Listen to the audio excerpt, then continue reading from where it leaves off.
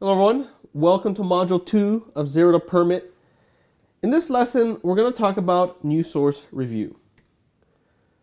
Like I said in Module 1, all permits, or almost all permits that you submit to the Air Quality Management District will need to be assessed for new source review. And this assessment must be done within each permit application that you submit. And more specifically, it needs to be done in the rule evaluation section of the overall application.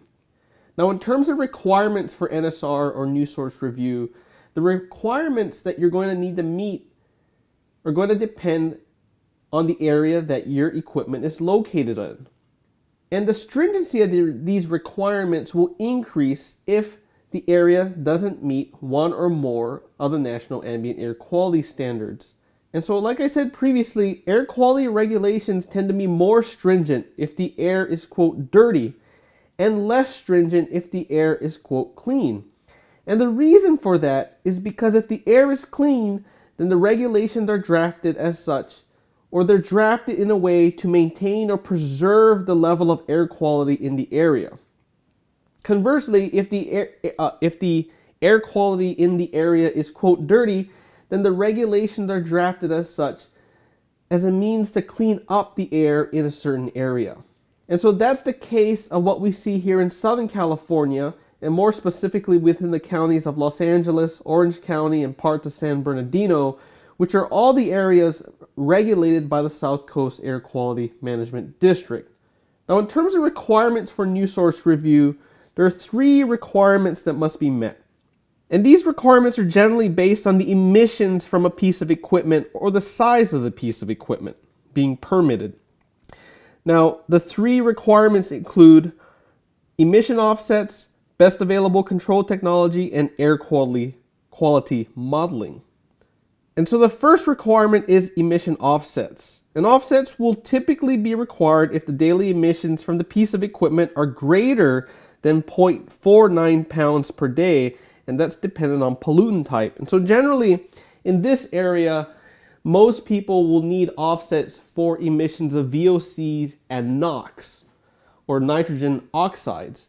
And so if your daily emissions of VOCs or NOx exceed 0.49 pounds per day, and that is measured as the daily emissions, then offsets will be required. Now, the second requirement is best available control technology. And in this case, best available control technology will be required from your piece of equipment if the daily emissions are greater than 1 pound per day. And so if your daily emissions are greater than 1 pound per day, then you must look into installing or implementing best available control technology on your piece of equipment. And then lastly is modeling, or air quality modeling. And modeling will be required to demonstrate that this new source of air pollution will not significantly or adversely impact the national ambient air quality standards. And the thresholds for modeling are, again, based on emission levels, and they're based on emission levels found in Rule 1303 Table A, which are provided here. Now, the values provided here are for combustion sources and non-combustion sources. And so if you see here, if your NOx, CO, or PM10 emission limits are above the levels noted here, then modeling or additional modeling will be required. Now, I just want to take a minute to actually explain to you what is being shown to you on this table. The values on this table here are, quote, screening. They're screening thresholds, or they're screening emission limits. And what I mean by screening is that the Air Quality Management District has determined that emissions below the levels noted here will not significantly impact the national ambient air quality standards, or they will not impact the local air quality. However, if the hourly emissions are in excess of the values noted here, then there is a chance that the national ambient air quality standard could be affected, and thus you will need to show what is the impact by doing air quality modeling. And so Table A1 in Rule 1303 is really a screening tool tool to tell you if additional modeling is required. Oftentimes, for majority of the sources that submit air permits, there are exceptions, but for most sources, the emissions will be below the screening levels shown here. Now, in a nutshell, those are the three requirements that every permit subject to new source review must meet. Again, it's offsets or emission offsets, modeling, and best available control technology. Now, there are exemptions to new source review, and those exemptions are provided in AQMD Rule 1304. And so you want to check 1304 out or Rule 1304 out to see if your permit is exempt from any of the requirements of new source review. You want to look at 1304 also when you do your rule analysis. Now, when you prepare a permit application, you must do an applicability determination to sort of determine whether or not new source review is required. And so you must do this in each permit application, because if the threshold is, a threshold for new source review is triggered, then you must see if you need to purchase emission offset credits, apply best available control technology, and or do emissions modeling. Now, generally, new source review will be, quote, triggered if there is a net increase of emissions.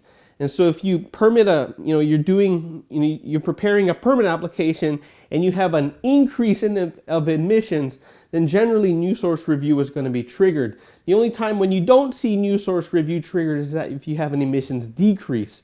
And so oftentimes if you're bringing on a new piece of equipment, and there was no previous equipment there, then it's a good chance that there is going to be a net increase in emissions, and thus new source review will be triggered.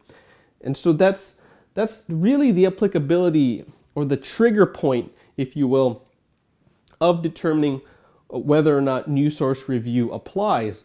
If there is a net increase of emissions, then you must look at applicability to emission offset, best available control technology, and modeling. Moving on.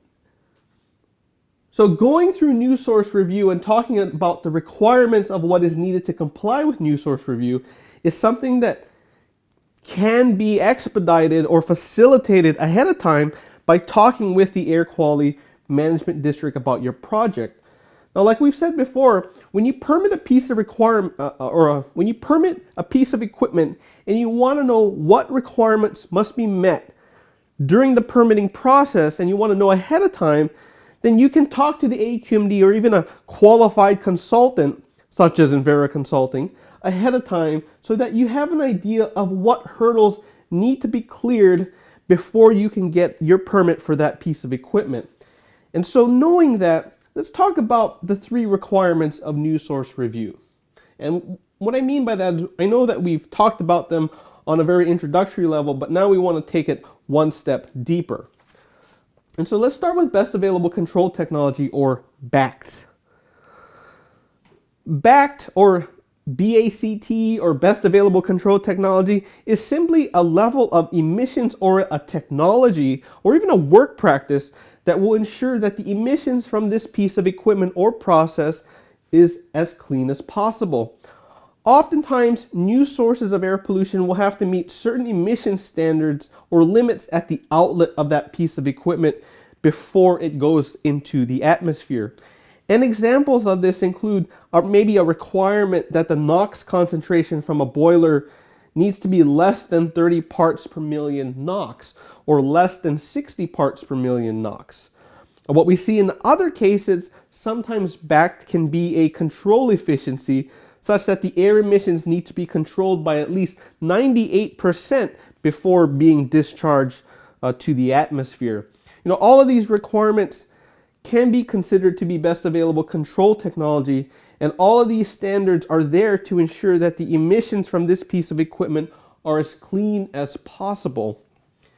Now, in terms of permitting, one of the key questions that come up is, does the permit Or does the equipment need BACT in the first place? Or what is BACT for this piece of equipment?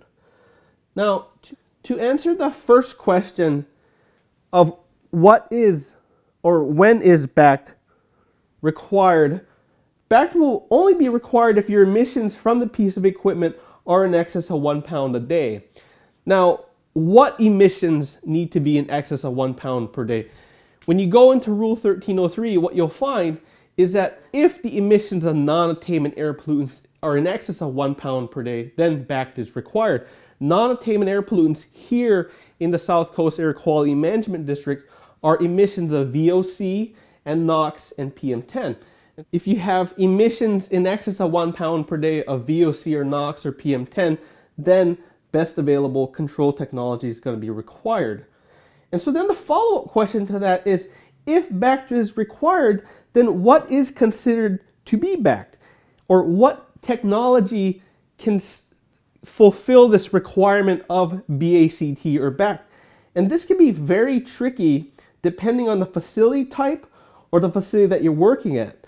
So if you're a minor source, and that just means that you're not part of the Title V program, then you can just simply go to the BACT guidelines that the AQMD has put together, and then you can find the list of what is BACT or what is considered to be BACT for your piece of equipment type or your piece of equipment. And when you do that, you'll know exactly what is BACT by looking at the table.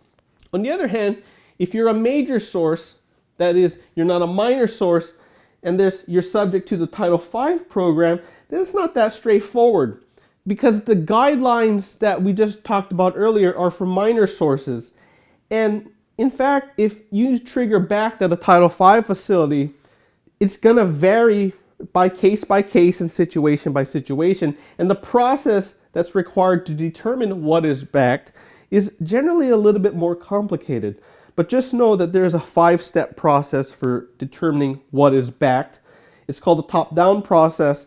And sometimes you must go through that process to really know what is BACT for your specific situation.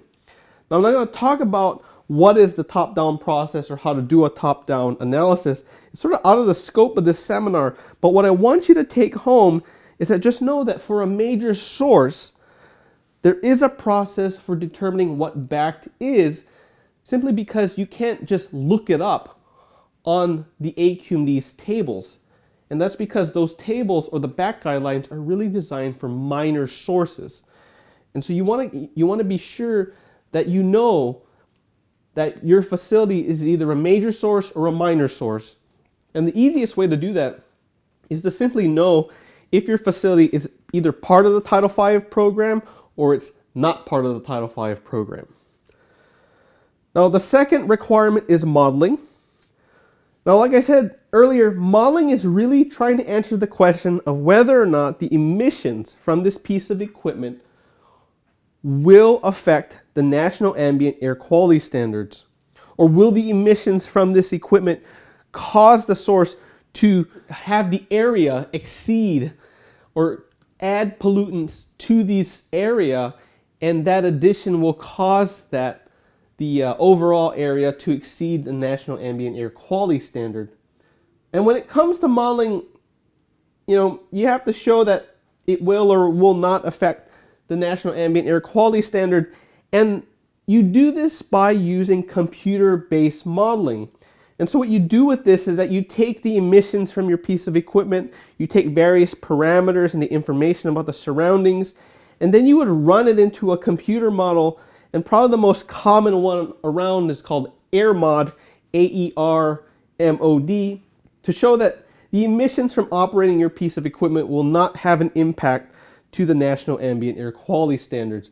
And just know that running an AERMOD or an air dispersion model or running air quality modeling is a very labor and resource intensive endeavor. And so typically the need to run air quality modeling is usually triggered by larger projects. And when I say larger projects, you have a large facility, maybe like a refinery, and they want to do a significant upgrade to their refinery. or you have a power plant that's being put in somewhere, and that's going to cause an increase of emissions, and now there's concern about the national ambient air quality standards.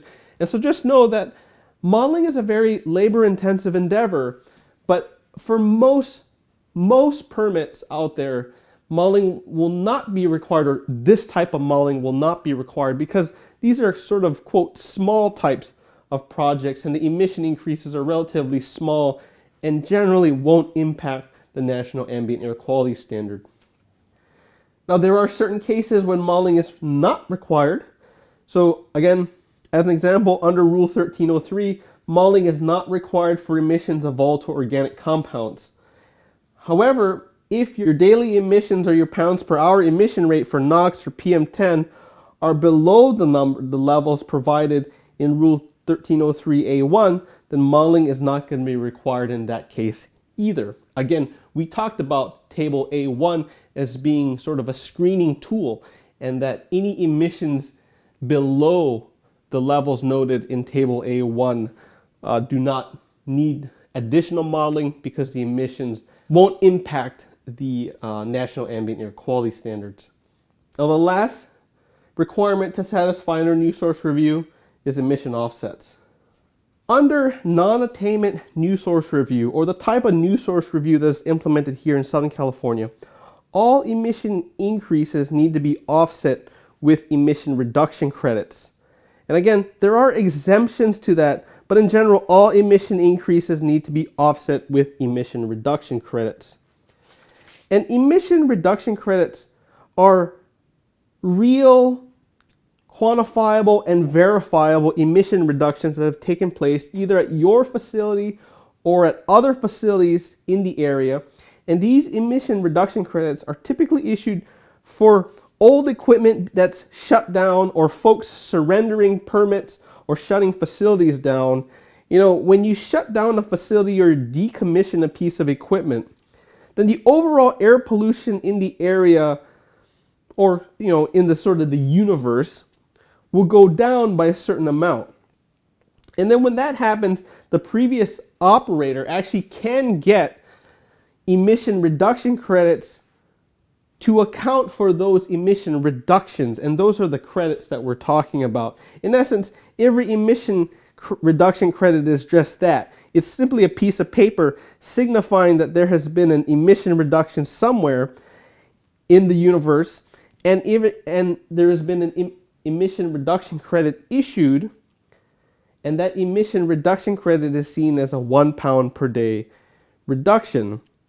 Therefore, if you have a 1 pound per day emission increase from your process, and you have a 1 pound per day emission reduction credit, then the net emission increase is 0, since 1 minus 1 is 0. And so the way that you offset your emissions to achieve sort of a no net increase of emissions is that you offset them with emission reduction credits. And so knowing all of that, a permit will typically need emission reduction credits if the emissions of VOC or NOx are over 0.49 pounds per day. And then the determination, as well as the other determinations that will tell you if your permit needs BACT or modeling, will need to be done within your permit application. So what I mean is that if your permit application, or if your equipment triggers new source review because there is a net increase of emissions, then you're going to have to look at these sort of secondary thresholds to determine if additional requirements need to be satisfied, i.e., if your hourly emissions exceed the levels in Table A1 in Rule 1303, then modeling is going to be required. If your daily emissions exceed 0.49 pounds per day, then emission offsets may be required. And then if your emissions exceed 1 pound per day, then BACT is going to be required. And so all of this whole entire new source review analysis is one of the components of the engineering evaluation. And more specifically, it fits into the component of the rule evaluation. And so you will need to do this within each permit application that you prepare and you file to the Air Quality Management District. And so we've sort of reached the end here, and I want to just kind of summarize everything that we talked about. So in this module, we talked about new source review. And new source review, or NSR, contains three components: best available control technology, or BACT, modeling, and emission offsets. And the applicability to NSR is really based on the daily emissions from the piece of equipment. And so like we said, if your daily emissions exceed 0.49 pounds per day, then emission offsets will be required. If your daily emissions exceed 1 pound per day, then best available control technology will be required. And then if your hourly emissions exceed the levels in Rule 1303, Table A1, then modeling will be required. And then last but not least, we talked about the fact that meeting the requirements of new source review, or meeting the requirements of new source review must be done in your permit application, but then the best way to understand or know ahead of time of what requirements must be met can be done by meeting with the AQMD or a qualified consultant ahead of time. And typically you want to do this during the planning process, because that's when things or changes to the overall project are cheap, as opposed to finding out later when you've already ordered the equipment. That's when things can be expensive. And so again, one of the best things to do when preparing permit applications is try to understand all the requirements ahead of time before even starting on the project. And like we said before, the best way to do that, or to understand what requirements must be met, is to talk to the folks at the Air Quality Management District or a qualified consultant. And so with that, we'll wrap up this lesson in Module 2 of New Source Review. We'll see you in the next lesson, where we'll talk about the permit application forms. Take care.